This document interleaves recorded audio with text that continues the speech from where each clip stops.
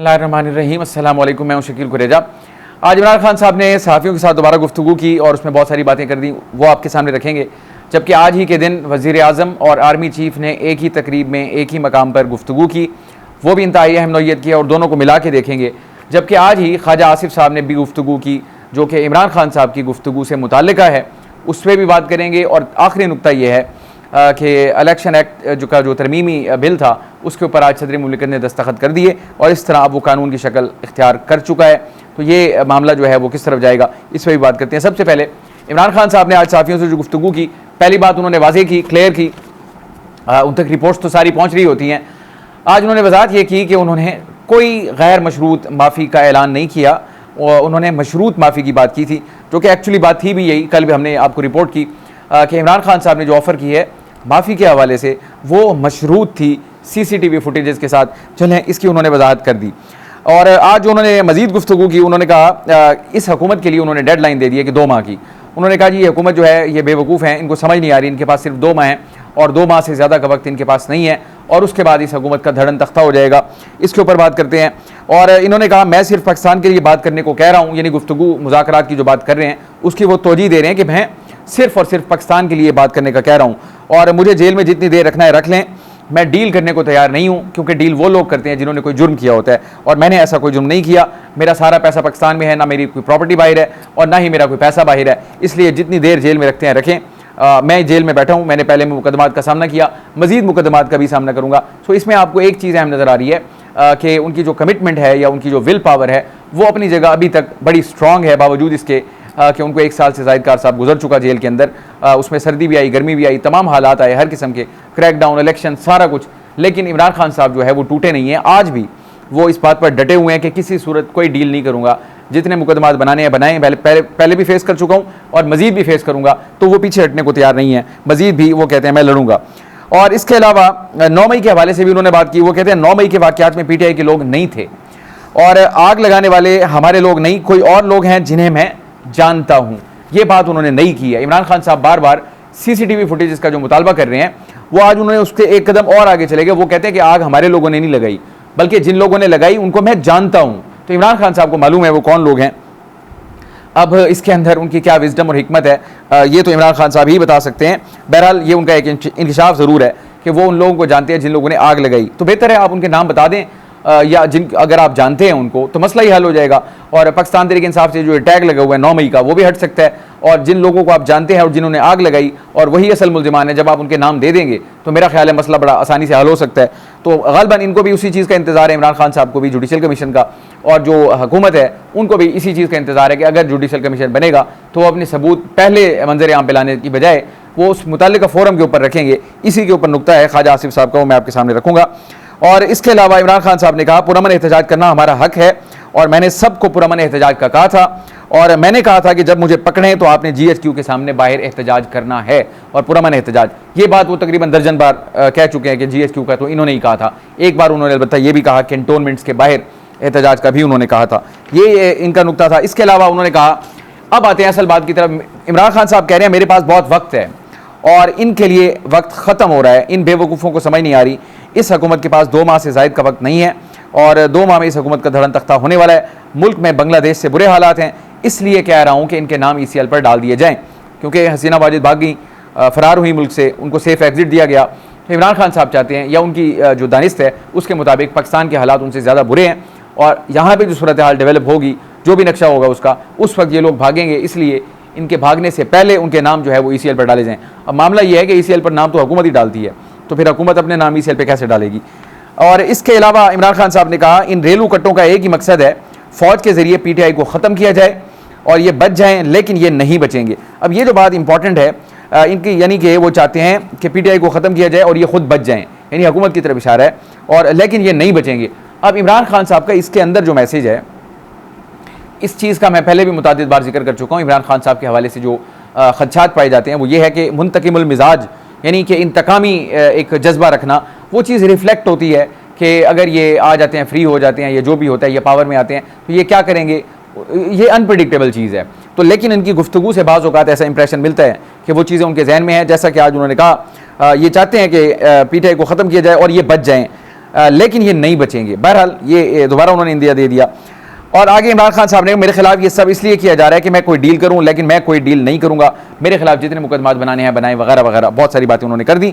और इसके अलावा उन्होंने न्यूट्रल के ऊपर भी बात की। उन्होंने कहा जी आर्मी चीफ को सिर्फ गैर सियासी होने और आईनी हदूद में रहने का कहा, यानी न्यूट्रल के बारे में पिछले दिनों बात आई थी, जो कि अली अमीन गंडापुर ने की, अलीमा खान साहिबा ने की, और सबसे पहले उमर अयूब साहब ने की। बजरिया इमरान खान साहब का पैगाम बजरिया इन लोगों के आया, तो उस वक्त न्यूट्रल की बात थी। लेकिन आज इमरान खान साहब ने यह कहा मैंने न्यूट्रल की बात नहीं की थी, मेरा मौक़िफ़ ये था कि आर्मी चीफ जो है वो गैर सियासी हो जाएं और वो यानी कि अपने आईनी हदूद और आईनी रोल में चले जाएं। तो ये आज इमरान खान साहब की गुफ्तगू है। सबसे इंपॉर्टेंट चीज़ उन्होंने बात बताई, जो टाइम लाइन दे दी है हुकूमत की कि 2 माह का इनके पास अरसा है। अब ये 2 माह मुतादिद चीज़ें हैं जिन पर गौर किया जा सकता है। जो सबसे अव्वल हमारे जहन में आती है, ऑब्वियसली 2 माह के अंदर और तो कोई इतनी बड़ी चीज़ होने नहीं जा रही कि जिसमें कहा जाए कि हुकूमत जो है वो ख़त्म हो जाएगी, बदल जाएगी। हालात बदलते अलबत्ता पता नहीं चलता, लेकिन जो ग्राउंड रियलिटीज़ हैं, जो हक़ाइक़ इस वक्त हमारे सामने हैं, उनमें ऐसी कोई चीज़ नज़र नहीं आ रही कि हुकूमत जो है उसको ख़तरा हो, खदशा हो या वो निकल जाएगी, सिवाय एक नुक्ते के जिसके ऊपर पाकिस्तान तहरीक इंसाफ बहुत ज़्यादा तकिया किए हुए, और वो है सुप्रीम कोर्ट ऑफ पाकिस्तान। और वहाँ पे चेंज ऑफ कमांड, यानी कि काजी फ़ाइज़ ईसा साहब रुखसत होंगे 25 अक्टूबर को, और जस्टिस मंसूर अली शाह जो हैं वो चीफ जस्टिस ऑफ पाकिस्तान बनेंगे। ये बड़ी ही बदकिस्मती की बात है हमारे मुल्क के लिए। बतौर सहाफ़ी, बतौर शहरी, मुझे बड़ा अफसोस होता है इस चीज़ के ऊपर। उमर था बंदियाल के दौर में भी ये हुआ, यानी कि उनकी कमांड जब चेंज हो रही थी, उससे माजी में भी होता रहा। अगर जजेस के ऊपर ये टैग्स लग जाएं कि कौन सा जज यानी कि किस किस्म के फ़ैसले करेगा, अगर इंसाफ प्रिडिक्टेबल हो जाए, इंसाफ का निज़ाम जो है, फ़ैसले प्रिडिक्टेबल हो जाएं, यानी शख्सियत को देख के आपको अंदाज़ा हो कि ये फ़ैसला हो सकता है मुमकिन, तो ये इससे बड़ी बदकिस्मती क्या होगी कि अगर आपका निज़ाम इंसाफ और सुप्रीम कोर्ट ऑफ पाकिस्तान जो मुल्क की सबसे बड़ी अदालत है, अगर वहाँ पर ये मामलात हों, तो मेरा ये ख्याल है किसी भी दौर में हों, वो चाहे माजी में थे या आज हैं या आइंदा होने जा रहे हों, तो ये बड़ी ही अफसोसनाक सूरत हाल होती है। तो इमरान खान साहब ने 2 माह का वक्त इसलिए दिया है कि 25 अक्टूबर जो है वो डेट ऑफ रिटायरमेंट है चीफ जस्टिस काजी फ़ाइज़ ईसा की, और इनकी जो 8 फरवरी की दरख्वास्त पड़ी हुई है, जो कि इलेक्शन से मुताल्लिक है, यानी कि आप उर्फ़ आम में उसको समझ लें फॉर्म 45-47 का जो तनाज़ा है, अगर उसका हल निकलता है या अगर उसको वो सरफेस हो जाता है और वो मुकर्रर हो जाता है समाअत के लिए, तो ये एक बहुत बड़ा मसला जो है इस हुकूमत के लिए बज़ाहिर बन सकता है, इसमें कोई शुबा नहीं है। फॉर्म 45-47 के हवाले से हुकूमत जो है वो इंतहाई कमज़ोर विकेट के ऊपर है, और पाकिस्तान तहरीक इंसाफ बज़ाहिर बहुत मजबूत विकेट पर नज़र आ रही है। उसकी वजूहात भी हैं। आप फॉर्म 45-47 के तनाज़े वाला जो इलेक्शन ट्रिब्यूनल का मामला इस्लामाबाद का है, अगर उसको देखें तो हुकूमत आपको कमज़ोर फुटिंग पर नज़र आएगी, यानी कि वो भाग रही है, जबकि तहरीक इंसाफ आगे बढ़ के अपने आप को पेश कर रही है कि इंसाफ करें। यानी कि फिर बहुत कुछ हुआ ये ट्रिब्यूनल वाले मामले के ऊपर, बिल आखिर अभी तक उस पर काम आगे नहीं बढ़ रहा कुछ खास। फिर आप पंजाब को देख लें, 8 ट्रिब्यूनल्स थे, वो मामला अदालतों से घूमता हुआ सुप्रीम कोर्ट तक आया, उसके बाद अब ट्रिब्यूनल अमलन वहाँ पे गैर फ़ाल हैं, अभी तक फ़ाल नहीं है वो, तो वो शिकायत कौन है? शिकायत तो तहरीक इंसाफ की हैं। अगर फॉर्म 45-47 का मामला सरफेस होता है और उसमें यानी कि उसको वो आगे बढ़ता है, तो वो ऑब्वियसली हुकूमत के लिए परेशान कुन है। पाकिस्तान तहरीक इंसाफ इसी चीज़ के ऊपर तकिया कर रही है कि काजी फ़ाइज़ ईसा साहब जो है वो तो इनकी दरख्वास्त को मुकर्रर नहीं कर रहे। इमरान खान साहब ने बज़रिया वीडियो लिंक अपनी पेशी के दौरान चीफ जस्टिस साहब से दरख्वास्त की थी, गुजारिश की, इस्तदा की, इल्तिजा की कि 2 दरख्वास्तें हमारी आपके सामने ज़ेर इल्तवा हैं, उनको भी मुकर्रर करें। एक दरख्वास्त उनकी 25 मई की है और एक दरख्वास्त उनकी 8 फरवरी के इंतखाबात की है। तो बहरहाल अभी तक वो मुकर्रर नहीं हुई। अब पाकिस्तान तहरीक इंसाफ को तवक्कुआत हैं कि जस्टिस मंसूर अली शाह जब आएंगे वो इस दरख्वास्त को मुकर्रर करेंगे, और जब ये दरख्वास्त मुकर्रर होगी और उसके साथ ही जो इलेक्शन ट्रिब्यूनल्स वाले मामलात हैं वो भी आगे बढ़ेंगे, तो इनका जो है इक्वेशन ईवान के अंदर वो बदल सकती है, और इनको तो यकीन है कि वो बदल जाएगी और इस तरह इस हुकूमत का खात्मा हो जाएगा। यानी कि नंबर्स उनके बढ़ जाएंगे, इनके कम हो जाएंगे, और फिर पाकिस्तान तहरीक इंसाफ इस पोजीशन में होगी कि वो इस हुकूमत के खिलाफ अदम एतमाद ले आए और अदम एतमाद के जरिए इनको फारिग कर दे। ये तो हाइपोथेटिकल चीज़ें हैं, और ये इमरान खान साहब नहीं कह रहे, उससे पहले उनकी पार्टी के मुतादिद रहनुमा जो है वो दावा कर चुके हैं। बिलखुसूस असद कैसर साहब ऑन रिकॉर्ड हैं, उनका यह बयान है कि दिसंबर तक उनकी हुकूमत बन जाएगी। इनके दीगर रहनुमा जो हैं वो भी इसी किस्म की बात कर रहे हैं। तो कोई ना कोई इनका मनसूबा है तो सही। रोज़ हम जो बात कर रहे हैं हम किसी तरफ बढ़ ज़रूर रहे हैं। अब इमरान खान साहब, अब उनकी जो नज़र है या उनका जो हदफ है वो है अगले चीफ जस्टिस ऑफ पाकिस्तान का आना। उस वक्त यानी उनके आने के बाद इनको तवक्कुआत है कि सूरत हाल यकसर तब्दील होगी, यानी कि उनका वर्कर हो, उनकी लीडरशिप हो या वो खुद हो, अपने आप को इस हवाले से उन्होंने फ़िलहाल इस मामले के अंदर एंगेज किया हुआ है, क्योंकि आपको स्ट्रेंथ तो चाहिए होती है। आपने वर्कर को ज़िंदा रखना है, वर्कर को उम्मीद देनी है, कोई ना कोई डेस्टिनी उसके सामने रखनी है ताकि वो उसके मुताबिक आगे बढ़ते रहें और ये जो मोमेंटम है वो इंटैक्ट रहे। तो नज़रें जो हैं वो इनकी अब सुप्रीम कोर्ट के ऊपर हैं, वहाँ से इनको क्या मिलेगा क्या नहीं मिलेगा इसका तयन वक्त करेगा। जो आज का इनका बयान था कि ये जो 2 माह का वक्त वो ऑब्वियसली इसके अलावा पॉसिबली कोई और चीज़ नहीं हो सकती कि चेंज ऑफ कमांड जो है सुप्रीम कोर्ट के अंदर होगी, उसी पे ही इनका तकिया है। मैं अगर अपनी ज़ाती राय दूँ तो मुझे बड़ा मुश्किल नज़र आता है कि इमरान खान साहब की जो बहुत ज़्यादा तवक्कुआत हैं कि वो पूरी होंगी। मैं कुछ फॉर सम रीज़न्स मैं ये कह रहा हूँ, बहरहाल वो पुरुमीद हैं, उनका वर्कर पुरुमीद है, उम्मीद हमेशा रखनी चाहिए, लेकिन जब आप ब्रॉडर पिक्चर को, पूरी तस्वीर को सामने रख के देखते हैं तो फिर आपको उसमें और भी बहुत सारी चीज़ें नज़र आती हैं जो कि बज़ाहिर मंजर पे नहीं होती। वो चीज़ें अपनी जगह मौजूद हैं और वो भी साथ साथ आगे बढ़ रही हैं। अब जैसे आज कानून मंजूर हो गया, सदर मुल्कत ने दस्तखत कर दिए, कानून मंजूर हो गया, इसका मतलब ये है इसका इफ़ेक्ट जो होगा वो अब ये जिस चीज़ के ऊपर नज़र रख के बैठे हैं तहरीक इंसाफ वाले, हुकूमत जो है वो अपने तरीके से उसका तोड़ भी ढूंढ रही है। अब कानून पास हो गया, कानून पास होने के बाद मखसूस नशिस्तें जो हैं बज़ाहिर बावजूद इसके कि सुप्रीम कोर्ट का फैसला अपनी जगह मौजूद है, वो तहरीक इंसाफ की तरफ जाती हुई नज़र नहीं आती। अगर वो तहरीक इंसाफ को नहीं मिलती इस कानून के बन जाने के बाद, तो फिर इसका मतलब है हुकूमती इत्तेहाद को फिर 2/3 अक्सरियत मिलने का इम्कान पैदा हो जाएगा। अगर उनको 2/3 अक्सरियत मिलती है तो फिर सूरत हाल जो है वो यकसर तब्दील हो जाएगी। जो जिस चीज़ के लिए हुकूमत जोर लगा रही है वो बुनियादी तौर पर वो ये जो जुडिशल पैकेज है आइनी तरमीम का, वो उसके हवाले से कर रही है कि जो ही इनको 2/3 अक्सरियत मिलती है वो कानून साजी कर लेंगे। अगर वो उसमें कामयाब हो गए तो फिर ये 2 महीने वाली जो बात है वो बहुत पीछे रह जाएगी। फिर वो काजी फाइज साहब को एक्सटेंशन दे सकते हैं, और अगर उनको एक्सटेंशन मिल गई 3 साल की, उनका टेन्योर फिक्स हो गया, तो फिर जस्टिस मंसूर अली शाह वाला मामला जो है वो थोड़ा आगे चला जाएगा। और इस तरह ये जो 2 महीने की बात है, सो मैंने आपको गुजारिश की, बहुत सारे इसमें नुकात हैं अपनी जगह पे।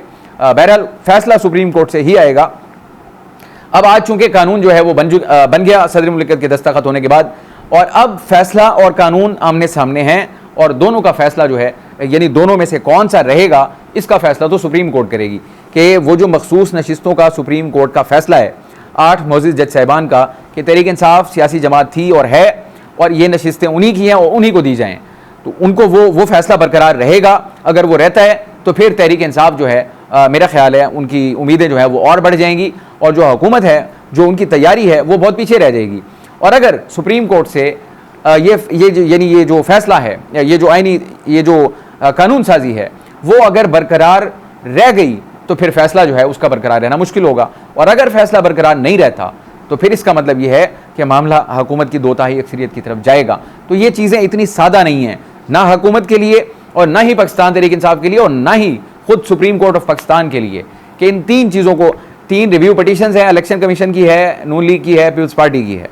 रिव्यू के ऊपर क्या फैसला आता है एक चीज़, ये जो कानून को चैलेंज कर दिया गया है इसके ऊपर क्या फैसला आता है ये दूसरी चीज़ है। तो ये 2 चीज़ें जो हैं, यानी कानून बरकरार रहता है या फैसला बरकरार रहता है, इसका फैसला बहरहाल सुप्रीम कोर्ट ने करना है, और ये कोई इतने आसान काम नहीं होंगे, इनके असरात होंगे। मैं अब आता हूँ, आज तकरीब हुई, और तकरीब इस्लामाबाद में हुई, उलमा मशाइख कॉन्फ्रेंस थी, उसमें आर्मी चीफ ने भी खिताब किया और वज़ीर आज़म ने भी खिताब किया।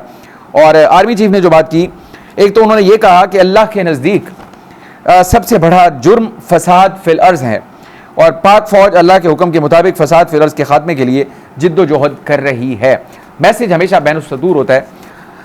आगे आर्मी चीफ ने कहा कि किसी ने पाकिस्तान में इंतशार की कोशिश की तो रब्बे करीम की कसम हम उसके आगे खड़े होंगे।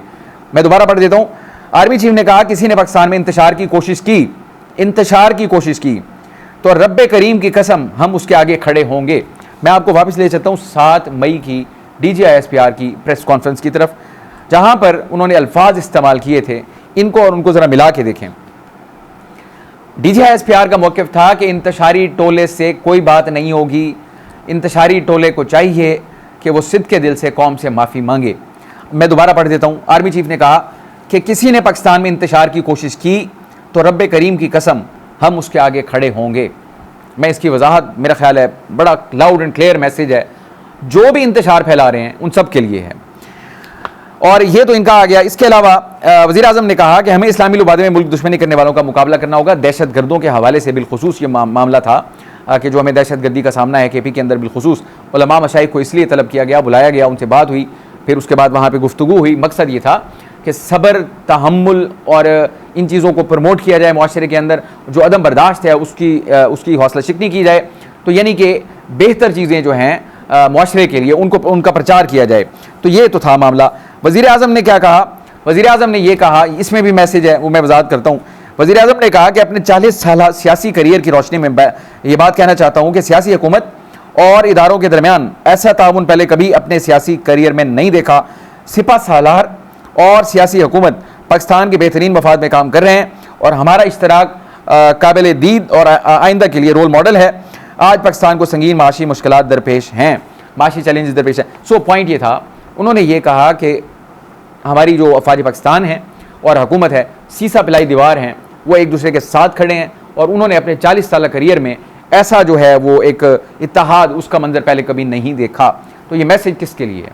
इमरान खान साहब ने आज ये कहा कि ये जो बैठे हैं अंदर, ये जो रेलू कट्टे हैं, उनकी ये कोशिश है कि अफवाज पाकिस्तान और तहरीक इंसाफ आपस में लड़ें और तहरीक इंसाफ को ये ख़त्म कर दें। इधर उन्होंने कहा, और उनकी क्या कोशिश है कि इनकी आपस में यानी वो बार बार यही मुतालबा कर रहे हैं कि इनके पीछे से हट जाएं, अपने आप को न्यूट्रल करें, अपने आप को गैर सियासी करें। उनका ये मुतालबा है और वज़ीर आज़म ने उनको आज जवाब दे दिया। उन्होंने कहा जी हम तो यक जान दो कालिब इस तरह हैं। आज ये वज़ीर आज़म के अल्फाज थे, तो उनका ये मौक़िफ़ है। तो इमरान खान साहब को बराह रास्त जनाब वज़ीर आज़म साहब ने ये जवाब उनको दे दिया और आगे उन्होंने मौका गनीमत जाना। उन्होंने कहा वज़ीर आज़म ने कि शुहदा की सोशल मीडिया पर बेहुरमती की जा रही है और 9 मई का वाक़या आपके सामने है, इससे ज़्यादा दिल खराश वाक़या तारीख़ में नहीं हुआ। तो उन्होंने याद दहानी करवा दी। 9 मई का इल्ज़ाम किस पे आ रहा है? पाकिस्तान तहरीक इंसाफ के ऊपर। और आज उन्होंने यहाँ पर उसका वो कर दिया। उन्होंने कहा ऐसा दिल खराश वाक़या जो है वो तारीख़ में नहीं हुआ पाकिस्तान में कभी भी पहले। तो इसके अलावा वो ये कह रहे हैं कि हम सारा कुछ जो है आवाम को क्या रिलीफ देना है, कैसे देना है, इसके ऊपर आर्मी हो, वज़ीर आज़म हो, सदर हो, इत्तेहादी हो, सब के साथ मिल के बाहम मशावरत के साथ जो लाए अमल है उसको इख्तियार किया जा रहा है ताकि लोगों को जल्द अज जल्द रिलीफ दिया जा सके।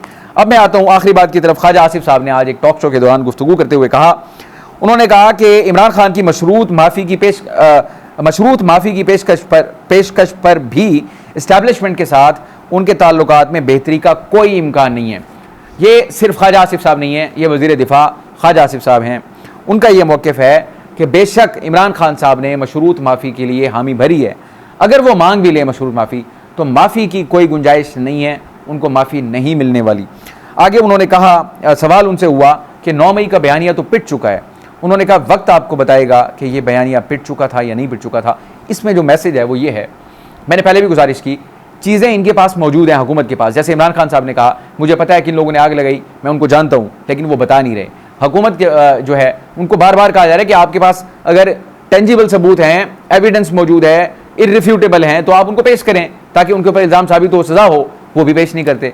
दोनों अपनी अपनी जगह पे यानी कि या तो ब्लफ कर रहे हैं या फिर, अब ब्लफ मतलब हो सकता है, ऐन मुमकिन है, लेकिन इनका ये कहना है कि आपको वक्त बताएगा कि ये बयानिया जो है वो नहीं पिटा था। इसमें मैसेज ये है कि उनके पास सबूत मौजूद हैं जिनको कि वो सरफेस नहीं कर रहे, उनको भी किसी चीज़ का इंतज़ार है।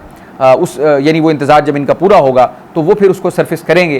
बहरहाल ये चीज़ें अपने मंतकी अंजाम की तरफ बढ़ रही हैं, चाहे वो अदालती महाज हो या अदालत और हुकूमत के दरमियान महाज हो, ये कानून साजी की शक्ल में और फैसले की शक्ल में, या फिर तहरीक इंसाफ और इस्टेब्लिशमेंट के दरमियान हो। अभी तक उसमें एक बेहतरी का इम्कान तो बज़ाहिर कोई नहीं नज़र आ रहा। चीज़ें आगे ही बढ़ रही हैं, कब तक आगे जाएंगी, कहाँ तक जाएंगी, क्या नतीजा निकलेगा, नज़र रखेंगे, आपको आगाह करते रहेंगे। आज के लिए इतना ही। आप हमारी वीडियोस को लाइक कर सकते हैं, चैनल को जरूर सब्सक्राइब करें और अपना फीडबैक कमेंट के जरिए आप हमारे साथ शेयर कर सकते हैं। आपसे इंशाल्लाह कल मुलाकात होगी। इजाज़त दीजिए, अल्लाह हाफ़िज़।